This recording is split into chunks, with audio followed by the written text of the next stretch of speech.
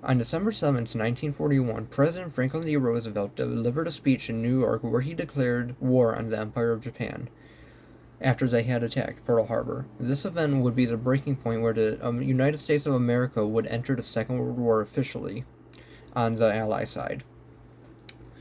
This is how the speech went. Yesterday, December 7th, 1941, a date which will live in infamy. The United States of America was suddenly and deliberately attacked by the naval and air forces of the Empire of Japan. The United States was at peace with that nation and at the solicitation of Japan was still in conversation with its government and its emperor, looking towards the maintenance of peace in the Pacific. Indeed, 1 hour after the Japanese air squadrons had commenced bombing in the American island of Oahu, the Japanese ambassador of the United States and his colleague delivered to our Secretary of State a formal reply to a recent American message. And while this reply stated that it seemed useless to continue the existing diplomatic negotiations, it contained no threat or hint of war or of an armed attack.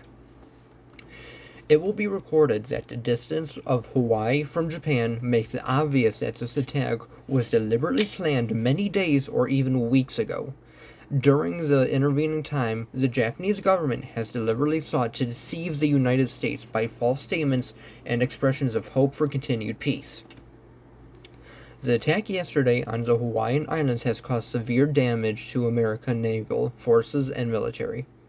I regret to tell you that many American lives have been lost. In addition, American ships have been reported torpedoed on the high seas between San Francisco and Honolulu. Yesterday, the Japanese government also launched attacks against Malaya. Last night, Japanese forces attacked Hong Kong. Last night, Japanese forces attacked Guam. Last night, Japanese forces attacked Wake Island. And this morning, the Japanese attacked Midway Island. Japan has therefore taken a surprise offensive extending throughout the Pacific area. The facts of yesterday and today speak for themselves. The people of the United States have already formed their opinions and will understand the implications to the very life and safety of our nation.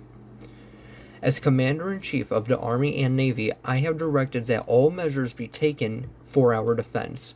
But always will our whole nation remember the character of the onslaught against us.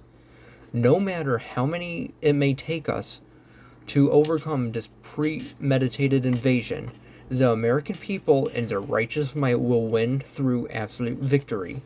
I believe that I interpret the will of the Congress and of the people when I assert that we will not only defend ourselves to the utmost, but will make it very certain that this form of treachery will never again endanger us.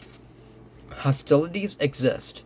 There is no blinking at the fact that our people, our territory, and our interests are in grave danger. With confidence in our army, with the unbounding determination of our people, will gain the inevitable triumph, so help us God. I ask that Congress declares that since the unprovoked and dastardly attack by Japan on Sunday, December 7th, 1941, a state of war has existed between the United States and the Empire of Japan.